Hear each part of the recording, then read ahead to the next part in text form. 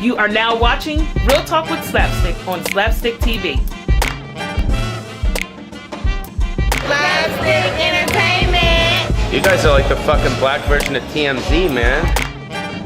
You know the best comedy is brought to you by SlapStik Entertainment. If you touch that stick, I'm gonna slap the shit out of it. That's what I'm saying.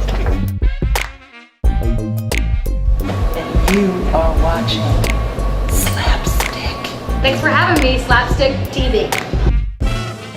Coming at you live from SlapStik TV. SlapStik, y'all doing it big. I remember SlapStik first was an idea. Now look at you, you got cameras.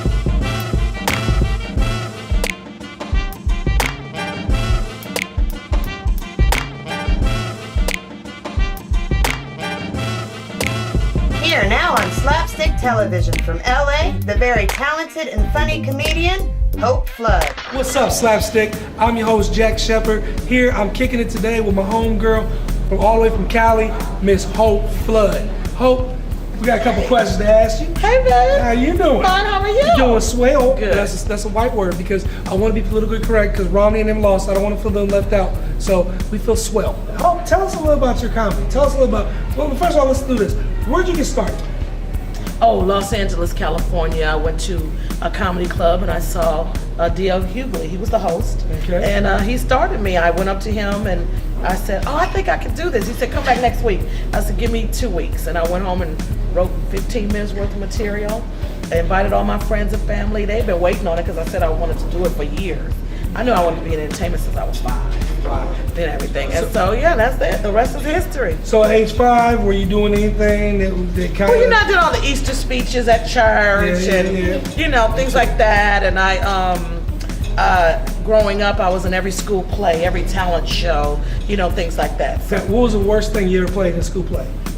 Worst part? I was Ebenezer Scrooge in my 6th grade How the fuck play. was you Ebenezer Scrooge? A black ass woman, I don't know how you I did was that it. good. Oh, I guess. Good. I was Ebenezer Scrooge. But no, we did parodies before Living Color and all their parodies and Saturday Night Live. We used to do parodies and we used to do productions like West Side Story and Bye Bye Birdie and those kinds of things. So I've been in a long She's time. from California, so it was the West Side. Yeah, West Side. West Side! Yes. Okay, all right, so let me ask you this. If you weren't doing comedy, what would you want to be doing outside this? Not that it's much as a comedian. I want to be a lawyer. You want to be a lawyer? A lawyer. So either way, she wanted to talk. I want to be a lawyer. She didn't give a shit what Yeah, it I'm was. a paralegal, so I went to school and had my thing, little certificate, and I love the law.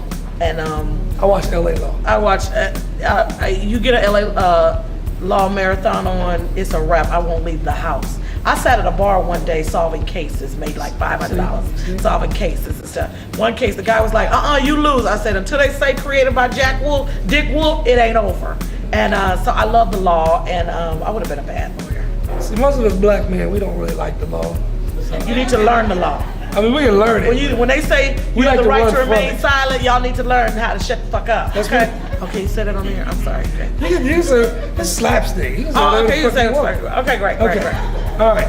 So let me ask you this: what other comedians influence you besides D.L. Hughley? What other comedians influence you to do what you're doing? Oh, of course, Cheryl Underwood, Martin Lawrence.